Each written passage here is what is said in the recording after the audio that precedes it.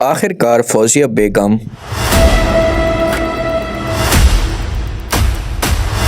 ये जंग जीत ही जाती है। फौजिया बेगम बहुत ज़्यादा ज़िद करती है और साफ अल्फाज में सबको इनकार कर देती है कि चाहे जो कुछ भी हो जाए, वजिया की शादी होगी तो ये सिर्फ और सिर्फ शाहज़ैन के साथ होगी।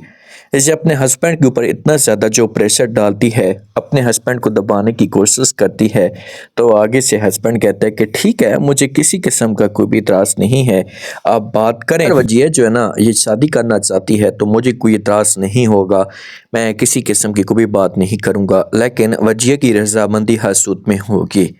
तो माँ को ऑप्शन मिल चुका होता है, तो माँ फिर जाती है और जाकर बात करती है, समझाने की कोशिश करती है वजिया को कि देखें कि शाहज़ैन बहुत ही अच्छा है और मैं आपको यकीन के साथ कहती हूँ कि शाहज़ैन आपको बहुत ज़्यादा खुश रखेगा, आप उस बारे में सोचें।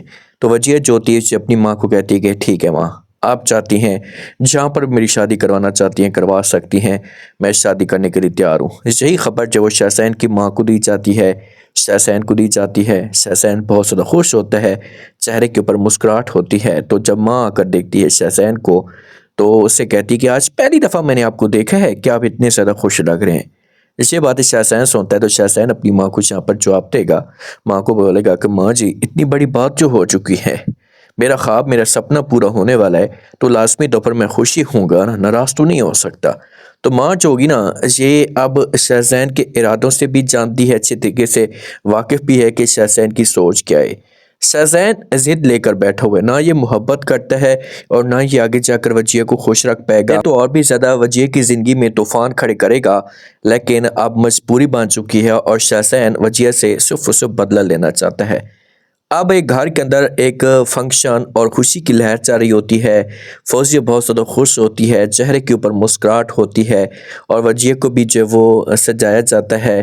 पहली दफ़ा ऐसे जो वो काफ़ी टाइम के बाद मेहंदी वाला सूट बनाया जाता है और शाहज़ैन के ख़ानदान वाले जो होते हैं उसे आते हैं और आकर जो वो मेहंदी वगैरह लगाते हैं। लेकिन फजिया के ऊपर चेहरे के ऊपर जो है मुस्कुराहट है, ऐसे सिर्फ और सिर्फ वक्ती एक मुस्कुराहट है। ये एक दिखावे के लिए, अंदर से इसका जो दिल है इसे फट रहा होता है। वहाज जो होता है अपने ऑफिस के अंदर मौजूद होता है, तो माँ जो होगी ना इसे वहाज को जिस वक्त बताएगी कि अवजी हमेशा के लिए यहाँ से जा रही है, मेरा एक सपना था, मेरा एक ख्वाब था कि मैं कभी भी वजिया को यहाँ से ना जाने देती, अपने पास रखती, लेकिन अब मैं क्या कर सकती हूँ, बेबस हो चुकी हूँ, वो यहाँ से जा रही है। तो वह जो होता है इससे बहुत सा दुखी होता है और अपने फैसले पे ये हकीकत में पछता रहा होता है।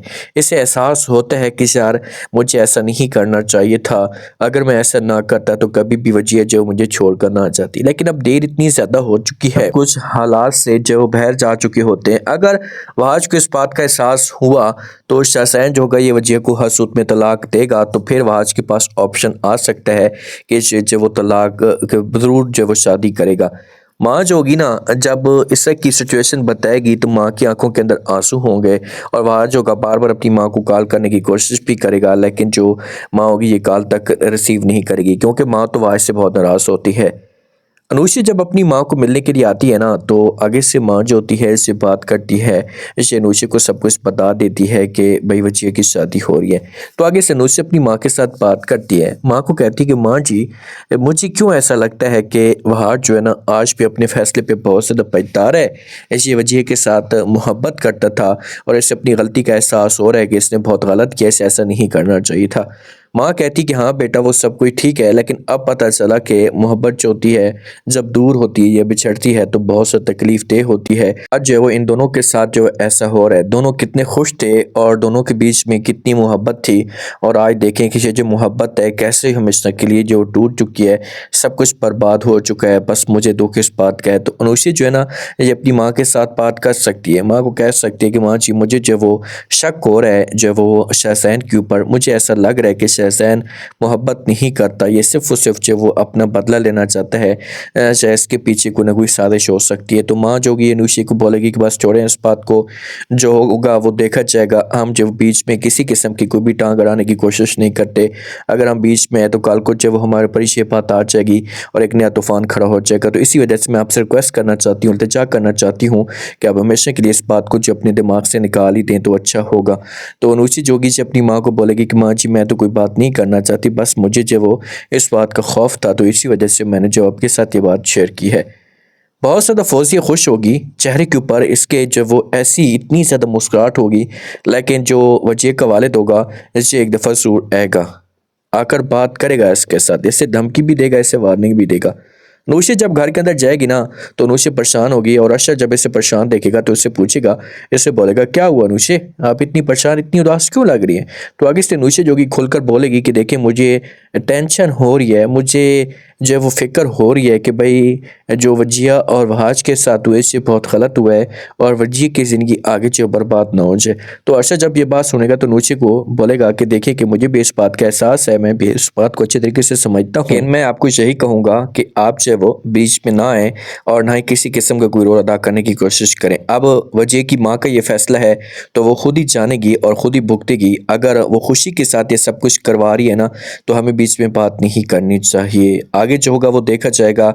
ऐसे वजिया की ज़िंदगी का मसला है और वजिया जो वो अगर शादी करी है शहसैन के साथ तो वजिया की रजामंदी होगी। तो अनुशी जो होगी शहसर को बोलेगी वो सब कुछ ठीक है, लेकिन मुझे दुख इस बात का है कि इन दोनों की जो इतनी ज़्यादा मोहब्बत थी और नफ़रत में तब्दील हो चुकी है इनकी मोहब्बत, और एक दूसरे के साथ ये बात तक नहीं करते, एक दूसरे की शक्ल तक नहीं देखते। तो अशर कहते हैं कि हाँ मैं सब कुछ समझता हूँ, लेकिन अब हम क्या कर सकते हैं।